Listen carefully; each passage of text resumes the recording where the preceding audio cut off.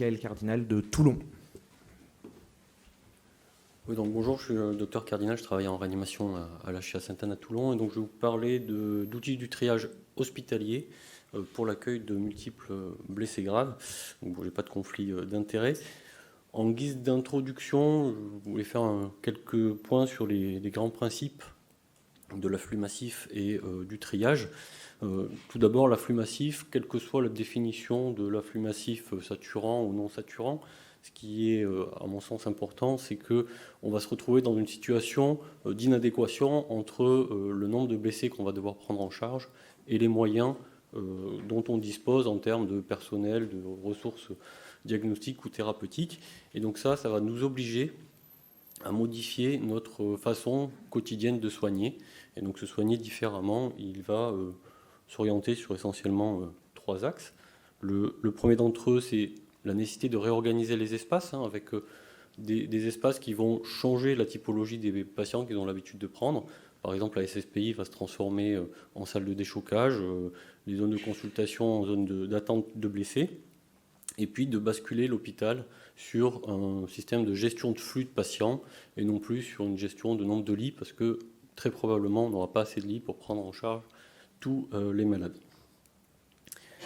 Le deuxième pendant de se soigner différemment, c'est le damage control surgery, bien entendu, qui est une chirurgie qui est délibérément incomplète, le but étant juste de traiter la lésion, faire l'hémostase, la coprostase, l'aérostase, dans le but de libérer rapidement des salles opératoires pour prendre en charge le maximum de victimes. Et donc là, si le chirurgien veut d'emblée se lancer sur une chirurgie totale, il faut probablement lui dire que c'est une erreur et donc rentrer dans ce damage control. Et enfin, c'est bien entendu le triage. On voit bien que quand on est dans cette situation-là de multiples blessés, on ne va pas pouvoir prendre en charge tous les malades en même temps. Et donc, pourquoi on va trier ? C'est parce qu'on ne peut pas prendre en charge tout le monde. Et donc, il va falloir accepter la perte de chance, ou en tout cas une diminution de la qualité des soins à l'échelle individuelle pour le bénéfice du plus grand nombre, en privilégiant les actes qui auront le meilleur rapport gravité-efficacité. Donc trier, en fait, c'est choisir, et c'est même parfois renoncer à prendre en charge un patient qui, en situation normale, on aurait pris en charge de façon maximale. Ces situations, tous les événements depuis 2015 ont bien montré qu'on peut tous être concernés, que les blessés en cas d'événements graves comme les attentats ne vont pas aller que dans les trauma centers de niveau 1, ils vont aller dans tous les hôpitaux. Et donc chaque hôpital ou chaque clinique doit être préparé à prendre en charge un afflux massif de blessés et donc à effectuer du triage. Mais les 2 dernières années de la pandémie, dans cette salle, je pense que tous les anesthésistes réanimateurs, on a fait en fait du triage, ou en tout cas on a au minimum priorisé les patients Covid. Et donc même si pour la presse c'était un gros mot, on l'a à peu près tous fait. Alors pour entrer un peu dans le vif du sujet, les outils du triage. Donc, en fait la littérature sur les outils du triage intra-hospitalier est extrêmement pauvre, il y a peu d'éléments, c'est essentiellement des retours d'expérience, contrairement au pré-hospitalier où on a beaucoup de publications. Et donc dans cette partie, je vais plutôt vous présenter l'expérience militaire et puis quelques outils qu'on pourrait imaginer mettre en place. Alors la première étape, c'est qui va trier ? Bien, là, on est à peu près tous d'accord pour dire qu'il faut du personnel expérimenté, parce que si on met des juniors au triage, on va très probablement augmenter les erreurs de sur- ou de sous-triage. Et dans notre pratique militaire, on a l'habitude de mettre en place un binôme MAR-chirurgien. Pourquoi ? Parce que c'est ce binôme qui va le mieux appréhender la gravité, le rapport gravité des lésions, efficacité des traitements et puis l'évolutivité des pathologies. Alors, où est-ce qu'on va faire ce triage ? On va faire ce triage d'abord à l'arrivée des patients, donc aux urgences. Effectivement, certains disent qu'il n'y a pas besoin de faire de triage intra-hospitalier si le triage pré-hospitalier a été bien fait, mais en fait, tous les patients ne vont pas être médicalisés, et dans le flux de patients qui va arriver à l'hôpital, il y aura des patients non médicalisés, il y aura des présentations spontanées, et donc le triage à l'arrivée aux urgences est, à mon sens, nécessaire. Et ce triage-là, son seul but, il va être de catégoriser les blessés et de les orienter. Alors pour cela, il faut avoir un système de catégorisation qui soit simple, efficace, rapide à mettre en place et reproductible. Donc, dans les armées, nous on utilise la classification OTAN T1, T2, T3, T4, qui correspond à ce que vous connaissez plus dans le civil, qui est urgence absolue, urgence relative ou urgence dépassée. Alors comment on fait ce triage? Il y a de multiples algorithmes qui peuvent être utilisés, essentiellement qui sont surtout validés pour le préhospitalier, mais qu'on peut imaginer mettre en place dans cette triage primaire à l'entrée aux urgences. Cette étude-là allemande de LR, ils ont repris tous les algorithmes qui existent et puis ils ont regardé s'il y en avait un qui était mieux que l'autre. Bon, en fait, il n'y en a aucun qui est supérieur à l'autre en termes de sur- ou de sous-triage, et donc il faut en choisir un et l'appliquer dans sa structure. Pour nous, les militaires, on utilise par exemple le START ABC, qui permet en 5 étapes de classifier notre blessé. C'est un outil sans en être un réellement, hein. C'est plutôt du coup d'œil du maquignon qui va permettre de trier rapidement les blessés. C'est par exemple ce qui a été utilisé pour trier les près de 1000 patients Covid du Charles de Gaulle et qui a permis de ne pas louper les 2 patients graves dans le lot des 1000 qui ont nécessité d'être hospitalisés après en réanimation. Alors pour la suite de ma présentation, j'ai choisi de prendre l'exemple de Nice parce que le docteur Massalou, là, qui est un chirurgien de Pasteur, a fait un joli retour d'expérience parce qu'il a bien souligné les difficultés qu'ils ont rencontrées. Donc eux, ils ont choisi de faire un triage avec un trinôme, urgentiste, MAR et chirurgien. Ils n'ont pas utilisé d'algorithme, ils ont fait un triage sur les premières constantes et les données de la FAST-ECHO. Ils ont fait un triage plutôt efficace et rapide, hein, parce qu'ils ont mis 2 minutes 30 à peu près par patient. Ils avaient bien réorganisé leurs espaces. Et puis leur principal retour d'expérience, c'est qu'ils ont eu beaucoup de mal après à suivre les patients après le triage aux urgences. Et ce qui a eu pour impact de saturer le service d'imagerie qui a vu arriver des patients de différentes zones dans au service d'imagerie. Ils n'ont donc pas pu faire face à cet afflux de malades. En fait, le triage, il ne va pas se faire qu'aux urgences. En fait, il va se faire de façon répétée et dynamique tout au long de la prise en charge. Pourquoi ? Parce que les blessés ne vont pas arriver en une seule vague aux urgences. Les retours d'expérience le montrent bien. Les flux de blessés, ils arrivent par vagues successives.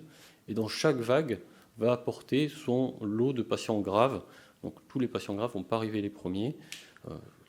C'est pour ça qu'il faut refaire un triage. Et là, la principale leçon, c'est de ne pas engager le bloc opératoire avec tous les patients potentiellement chirurgicaux, mais seulement avec les patients les plus graves, dans une logique de damage control, pour pouvoir prendre le patient grave qui va arriver dans la seconde, puis la troisième, puis la quatrième vague. Alors ce triage dynamique, on va le faire d'abord aux urgences, puis après dans les différents lieux où vont être dispatchés les malades. Donc on va faire un second triage après les premiers bilans, les premiers soins, pour recatégoriser dans chaque zone les patients qui vont devoir aller à l'imagerie en premier, devoir aller au bloc opératoire ou en réanimation. Et puis, pendant la prise en charge, on va encore trier les malades en fonction de leur réponse au traitement. Par exemple, le patient en choc hémorragique au bloc opératoire où le chirurgien a du mal à faire l'hémostase, on en est à déjà une transfusion massive de plus de 10 CGR, il va falloir se poser la question de est-ce qu'on continue comme en temps normal ou est-ce qu'on arrête les soins pour libérer la salle opératoire et prendre en charge les blessés suivants. Donc le triage, c'est bien un processus dynamique tout au long de la prise en charge. Pardon. Donc dans chaque zone, on va recatégoriser, reprioriser les blessés. Mais dans chaque zone, il faut pouvoir communiquer et s'organiser pour ne pas saturer le service d'imagerie et pas saturer le bloc opératoire. Donc comment on va faire ?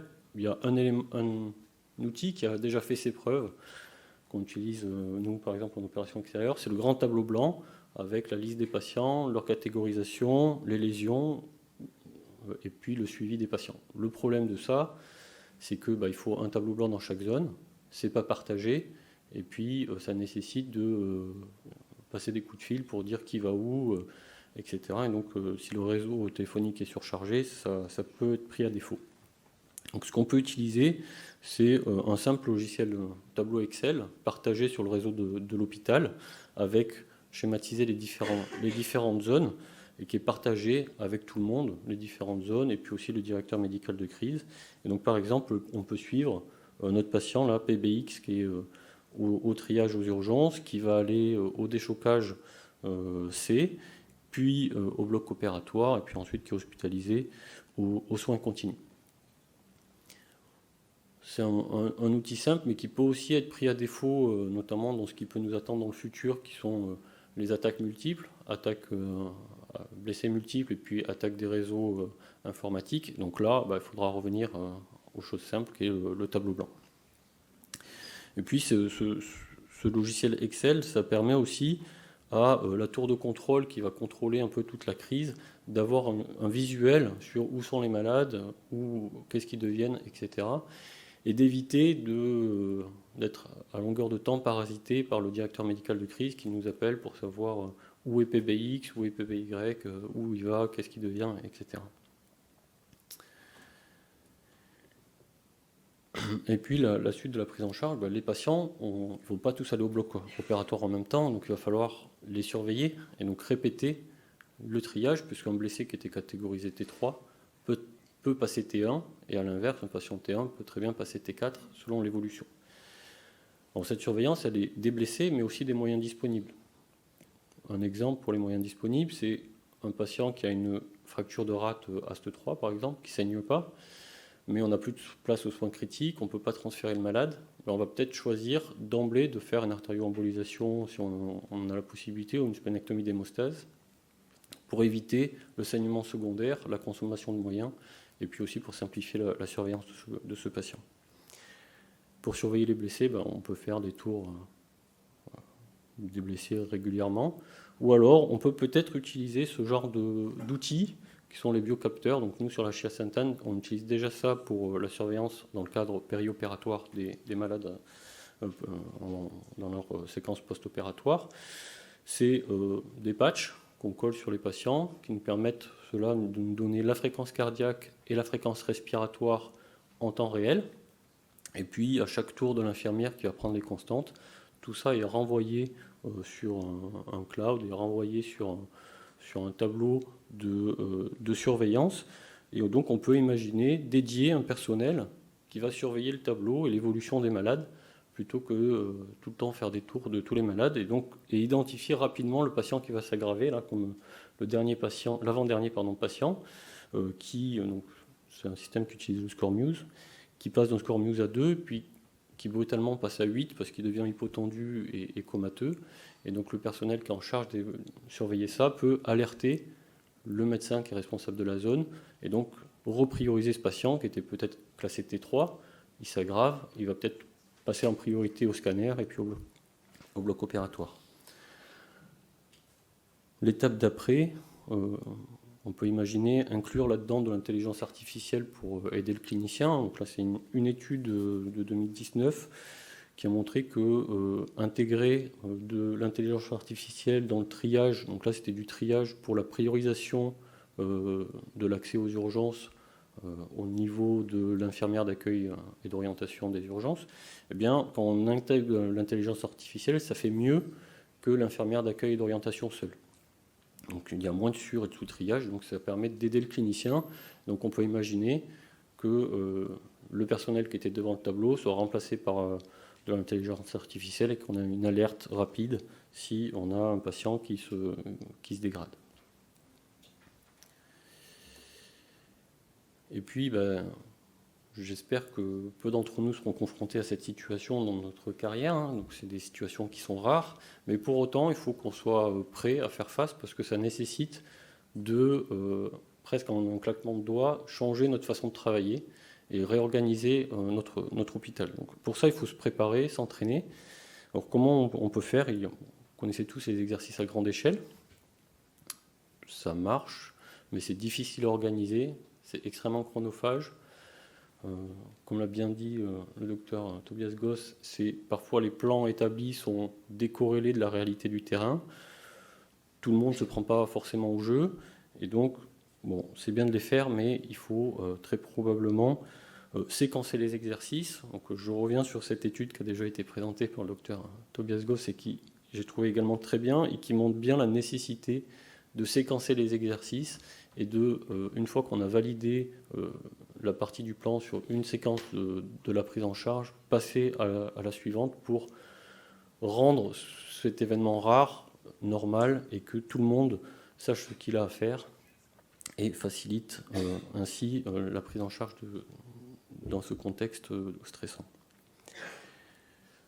Un autre outil pour se préparer, c'est les serious games, qui permettent là, là c'est un exemple de serious game qui s'appelle Trauma Sims, qui est plutôt adapté au préhospitalier, mais qu'on peut adapter à l'intra-hospitalier, qui permet de faire de l'afflux de multiples de victimes et qui permet de s'entraîner à faire du triage, à prioriser les gestes qu'on va faire. Et donc on a des rappels à chaque fois sur ce qu'on a bien fait, ce qu'on n'a pas bien fait sur la séquence. Puis il y a d'autres éléments que j'ai trouvé très intéressants. Là, c'est une équipe de Rouen qui a fait ça. Là, c'est des exercices sur table où ils ont schématisé l'environnement de leur hôpital. Ils ont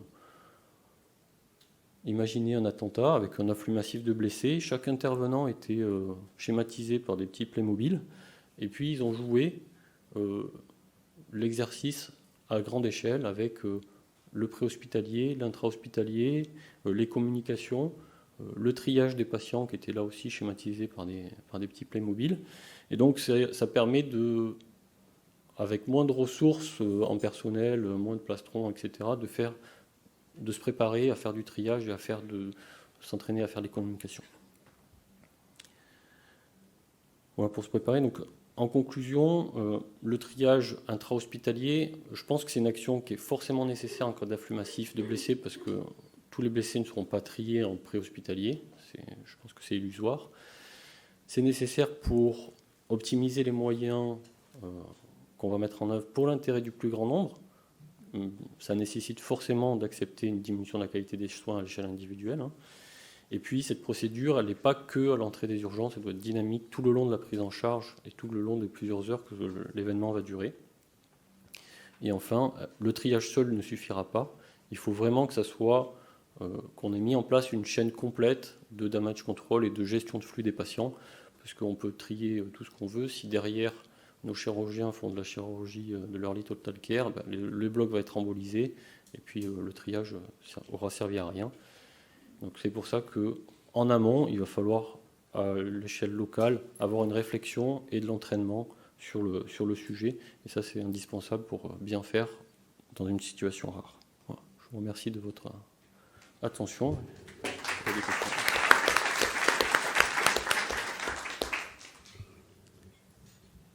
Je vous remercie. Est-ce que dans la salle, il y a des questions en rapport avec cette présentation ? Peut-être pour faire venir ou appâter les questions. Vous avez parlé de la méthode de triage de l'OTAN, qui présente en fait beaucoup de similarités avec la méthode UA-UR qu'on a en France. Et je trouve que ça fait tout à fait écho à ce sur quoi vous concluez votre présentation, sur un triage qui fait sens au sein d'une chaîne et d'un parcours des patients. Parce que justement, cette UA-UR, on en parle à un secouriste qui n'a jamais fait de soins, il va être capable de trier. On en parle à un anesthésiste réanimateur, il va être capable de trier. On en parle au procureur, ça a un sens pour lui. On en parle à la police. Et donc, en fait, c'est une chaîne qui est mutuellement partagée par l'intégralité de tous les intervenants d'une situation complexe comme ça. Et en ce sens-là, peut-être que les outils les plus simples sont aussi, d'une certaine manière, les plus performants, même si leurs capacités discriminantes de tri sont un peu moins performants que des choses plus complexes. Qu'est-ce que vous en pensez ? Oui, tout à fait. Je pense qu'il faut effectivement avoir un outil simple et surtout tous parler le même langage dans la chaîne. Si en préhospitalier, on parle UA-UR, il ne faut pas qu'à l'hôpital, on ait inventé un autre truc et que chaque maillon de la chaîne parle le même langage pour faciliter la prise en charge. Je voyais quelqu'un qui se levait. Y a-t-il d'autres questions ? Oui ? Est-ce que vous pouvez parler dans le micro ? Parce que les sessions sont enregistrées, sinon on n'entend pas les questions. Merci beaucoup. Le langage commun, c'est effectivement très important. Et ce qui est important aussi, c'est d'identifier qui fait quoi. Et effectivement, au bloc opératoire, on est tous en bleu, avec une charlotte sur la tête, un masque, et on a du mal à savoir qui est en responsabilité. Alors, en extra-hospitalier, on a des chasubles, et c'est vrai qu'on n'a pas cette habitude encore en intra-hospitalier de s'identifier, et ça peut vraiment aider sur la chaîne de prise en charge, de savoir à qui on fait référence, qui fait quoi. Voilà. Bon, effectivement, il y a, par exemple, pour les attentats au Bataclan, la chia Percy, ils avaient également des chasubles pour identifier les intervenants. Et après, le rôle de chacun en intra-hospitalier, il faut qu'il soit défini en amont. C'est pas au moment où ça arrive où on va dans la panique définir les rôles. Il faut que ce soit défini en amont et que les plans soient déjà préétablis. Et ça, c'est l'entraînement qui va le mettre en place.